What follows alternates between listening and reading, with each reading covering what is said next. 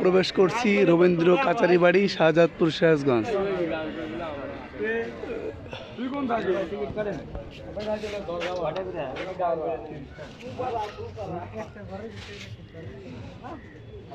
এখান থেকে মানুষ টিকিট কাটা সিরিয়ালে আছে। এই ভিতরে রবীন্দ্র স্মৃতি জাদুঘর আছে। এখানে 1842 সালে রবি ঠাকুরের দাদা ব্রিটিশ সরকার থেকে দোতলা একটা ভবন কিনে নেন।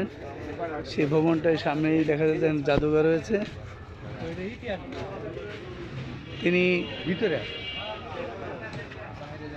এখানে বসে লিখেছিলেন, আমাদের ছোট নদী চলে বাঁকে বাঁকে, বৈশাখ মাসে তার হাঁটু জল থাকে। আর সেই নদী আর নেই। নদীর আশেপাশে দোকানপাট হয়ে গেছে। এখানে সময়সূচি দেওয়া আছে, কবে বন্ধ কবে খোলা।